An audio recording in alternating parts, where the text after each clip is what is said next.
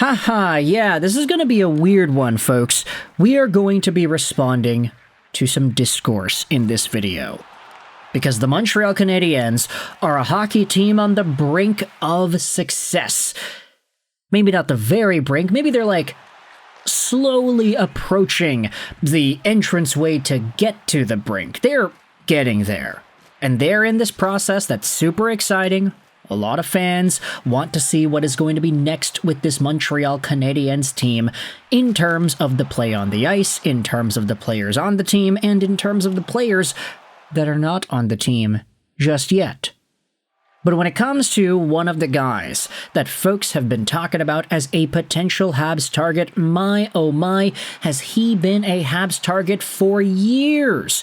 Years, I tell you, we've been talking about this one guy as a potential Hab, and I still have the thumbnail that we made, or not the thumbnail, but the PNG jersey swap image of this guy from back in 2020 when he was drafted.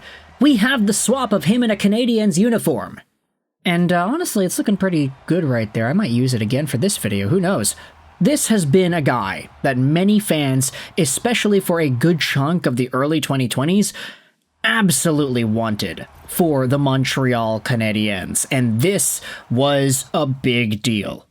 You could not get away from talking about this guy. And as the years went on, he inevitably started to form NHL habits and have some NHL success, but maybe not to the magnitude that we expected out of him. Now, in 2025, New York Rangers forward Alexis Lafreniere is being discussed as a guy who could be on the move. Lafreniere is making $2.325 million a year this year. Next year, he's making $7.450 million a season, and he'll make that amount of money till 2032. The first overall pick back from the 2020 NHL Entry Draft just had himself a season where he only posted up 45 points in 82 games. Now, I think in most people's minds, a 45-point player is not terrible. In fact, it's pretty okay. It's above average, probably. But Lafreniere's making $7 million. And last season, in 23-24, or I should say last year, he had 57 points in 82 games played and was right under a point per game in the playoffs for the President's Trophy winning New York Rangers team. He had a stellar 23-24, but his 24-25 saw him score 11 fewer goals and 1 fewer assist in the same amount of games played. He didn't look as good.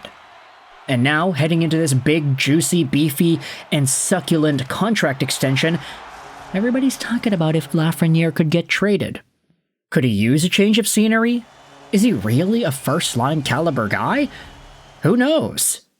This is where we dive into the Canadiens, because yeah, one more time, we are talking about the Habs and Lafreniere because of an article that was posted by Adam Gretz on BleacherReport.com. 6 2025 off-season trade landing spots for Lafreniere amid NHL rumors.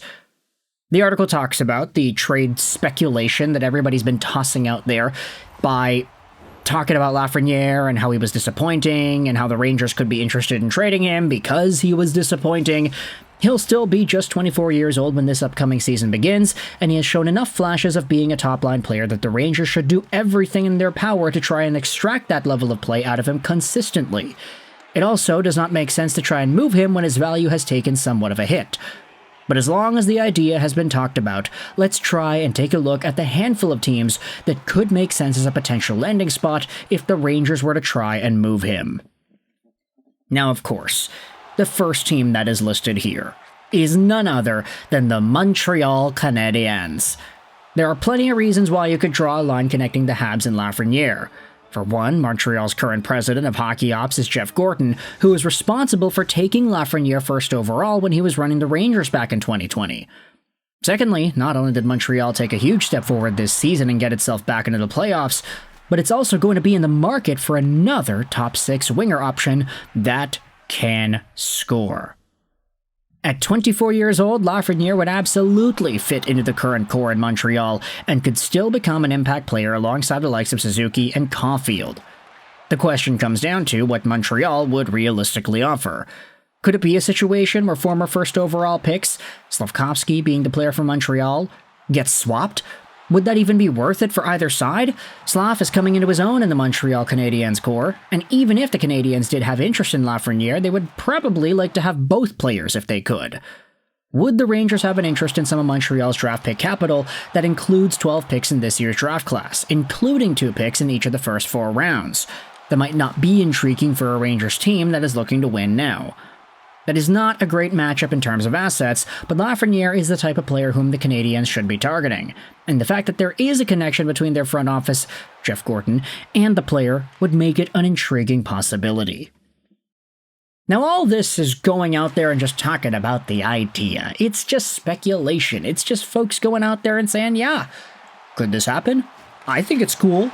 And so for some reason, these rumors, these ideas, they took a life of its own over the past few days here. I've been seeing a lot of people saying, oh yeah, Slafkovsky for Lafreniere, oh my goodness, no way. And like, I'll say no way. I do think that I'd rather have Slafkovsky over Lafreniere. Contracts, you can say they are similar-ish if you wanted to talk about that. Slafkovsky is 2 years younger than Lafreniere too. And guess what? He did outproduce the French Canadian this most previous season, Slav did. So, yeah, I'd rather have Slafkovsky than Lafreniere. But of course, for the Montreal Canadiens' sake, they would probably want to have both. There's no way, though, the New York Rangers would accept 2 first-round picks, 16th and 17th overall, and a prospect or something for Lafreniere, right? This team's not going through a rebuild. They just won the President's Trophy last season. They want to have themselves another go at the dance, and with this new JT Miller acquisition they had, they are going to go all balls to the wall to get it done. If they trade away Lafreniere, they need to be confident they are getting a piece that will make them better in the short term. JT Miller is not going to be around forever. You gotta capitalize while you can. And so for the Montreal Canadiens, I get it. You could say, okay, from a value perspective, you can give a first-round pick, or not a first-round pick, 2 first-round picks. You could even give first-round picks for next year even. 3 first-round picks. Okay, maybe that's a little bit too much, but you can give first-round picks and prospects and all that, but that's not going to help the Rangers right now. That's just going to give them draft capital. And so for New York, they would probably be in a spot where if they wanted to get this kind of a trade done with Montreal, they'd probably flip the assets over to another team. New York trades Lafreniere for futures, 2 picks and a prospect or something. Maybe they get some form of a roster player that's helpful in their lineup, and then they trade away the futures for another guy. That's not really beneficial for New York. You would just want to cut out the middleman there. Say, okay, we'll just trade Lafreniere for a better guy, not trade Lafreniere for some picks to trade for a better guy afterwards. It doesn't really fit like that, so I don't really know if the Rangers will be happy with anything the Canadiens would be interested in giving up, unless it was a Slafkovsky for Lafreniere deal, a Laf for Slav trade, but that's not going to happen. The Habs aren't trading Slafkovsky. So with that in mind, I want you to let me know your thoughts in the comment section below. How do you feel about this entire Montreal Canadiens Lafreniere discourse that has been garnered up here by the folks on BleacherReport.com? Do you agree with this? Do you disagree? There have been a whole bunch of folks talking about Lafreniere as a potential Canadiens target. Would he be a big addition? Oh yeah, definitely. He's a better player, I'd say, than Newhook or a Emil Heineman right now. Like it or not, like even though he was disappointing, he's technically better than these guys. I mean, he's making 7-point-something million for a reason. Sure, he's not living up to it, but still.